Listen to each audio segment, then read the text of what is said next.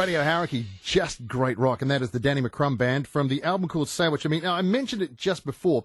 There's a gig coming up tomorrow night at the Windsor, but I've got a special guest in the studio, Danny McCrum from the band. I have to say, when this was dropped off last week, that was my pick, that track there in my corner. I loved it. But the first question springs to mind, who the hell is Danny McCrum? I'm still trying to find out. Oh, come on, man. You sound like that. How do I answer that question? I've been rattling around playing gigs for a few years, and we started working on this album a year ago, and now we're putting it out. And this is your second album, though, This is our second album, yeah. First album came out in 2007. And how did that go? Oh, it went fine. It was in a completely independent release. Yep. And we're very happy with the results we got, given that it was absolutely on our own. Yep. You know. And the people that bought it would be people that saw you live and that sort of thing. Because, I mean, you do have a reputation for your live acts. I mean... TC from Liberation, that's the record company that sorted this out. He came in and he says, "Oh, this guy, he's great. It's a three-piece. It's just awesome."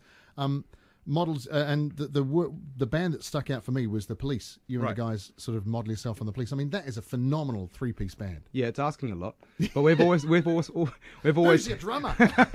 Yeah, we've got a great drummer. Yeah. But yeah, we've always had ridiculous high standards. We've always looked up at. I mean, you know, why shouldn't we sound like Hendrix? You know, why shouldn't we sound like Clapton? You know what I mean? We've always just had this ridiculous notion.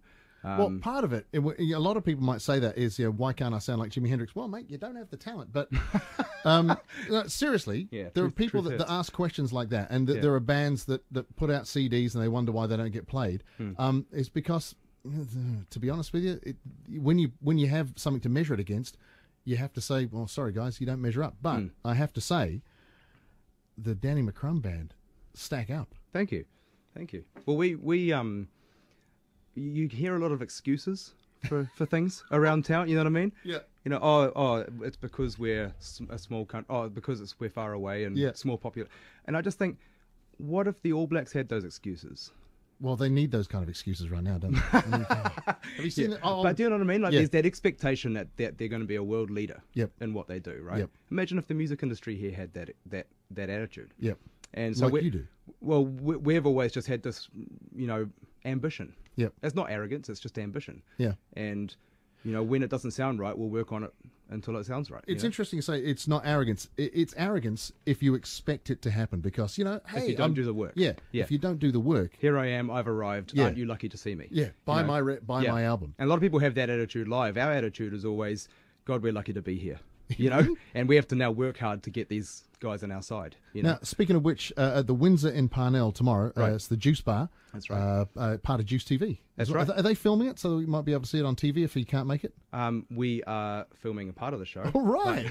But for another purpose. Yep. Yeah. For another purpose. So All right, fair enough. A little bit secretive. There was a little hand to the side of his nose for that one. Yeah. Now, speaking of your live gigs, I mean, TC mentioned there's been some pickup from some pretty well-known musicians that have had you doing some opening for them. Yeah. Go on, name drop. Well, the biggest one this year has been Clapton, which was, ridiculous. Mate, I got a shiver when you said that. I mean, from your point of view as a guitarist, someone like Eric Clapton is like right up there next to meeting Jesus. Yeah, well, exactly. And I started listening to him when I was a kid. Yeah. I started playing when I was 11, and he was one of the guys I was sitting there listening to, trying to work out how he sounded like he did. How did it work? How did you get the gig with Clapton? Well, initially, a month before, we got the gig supporting Jeff Beck. And so, he told me to name drop. Then we dug up Jimi Hendrix. Yeah. No, seriously, Jeff Beck. We got a phone call. I was in the studio, and they asked us if we wanted to support Jeff Beck, and of course we said yes. Yeah. And while we're at Jeff Beck, we're about half an hour away from going on stage, and the man in charge came in and asked us what our schedule was in early March. We had a few gigs on, and we told him so, and he said, "Well, get back to me with some dates." He didn't actually ask us. His comment was, "You're being considered for the support slot for Clapton at Vector." Holy cow! Which you can imagine the whole dressing room just went absolutely quiet. Yeah. And then you went, "Yeah, sure." What did you say? And he said, that's what's going on, and we'll let you know. And I said, can I help the case somehow? Can I send them an album or a bio or something? And he said, no. He says they've checked you out on YouTube. They know who you are. Wow. So I, to the day, still don't know who they is. I don't know who checked us out or gave us the gig exactly or whatever. But now, when Jeff Beck was here, I heard a rumor that he's the sort of guy that when he finds something good, he lets everybody know. Right. But he only lets the people know that matter. Okay. You know, so, and also, because immediately after here, Jeff Beck went and did did 2 gigs with Clapton. Yeah, that's right. So they must have been talking about you, man. Yeah, well, it's easy to come up with these great dreams, isn't it? Hey, did you check out that guy in New Zealand? Yeah, I learned a few licks off him. Yeah, he was awesome. Well, apparently, Jeff Beck's bass guitarist, the young girl he had, he selected her. Yeah, yeah, she's amazing. She's the one, and he lets her play, and he just falls in behind whatever she's doing. She's the band leader. Yeah, we stood side of stage watching her tell them all what to do. And you're talking about like Vinnie Colaiuta, one of the greatest drummers in the world. Yeah. And this old grumpy Italian guy, and it's this little, she must be 20 or something. Yeah, she was 19. No, Vinny, don't do it like that. Do it like this. You came in too early, Vinny. Come on. Slow down. I've told you before.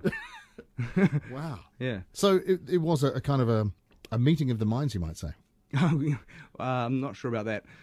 Now, We're still extreme. It's a really bizarre, surreal thing to do. I remember being when we were playing the show at Vector.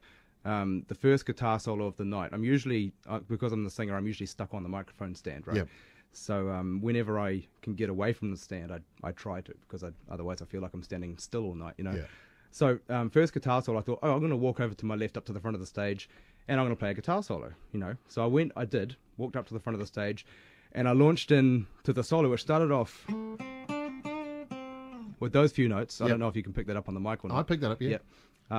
And there's a little pause that lasts about a second after that little intro. Yeah. And in that little moment, I looked up and I saw 12,000 odd people. And I thought, I'm playing a guitar solo at an Eric Clapton concert. And the next thought was, what the hell is wrong with you? What are you thinking? How did you get here? One minute I was 12 playing guitar in my bedroom. Yep. And here I am supporting Clapton. That's got to be a dream come true, isn't it? It's a dream come true, but it's you can't connect with it. It Yeah. was only on the drive home, actually, after the gig, I thought, Jesus, we just met Clapton.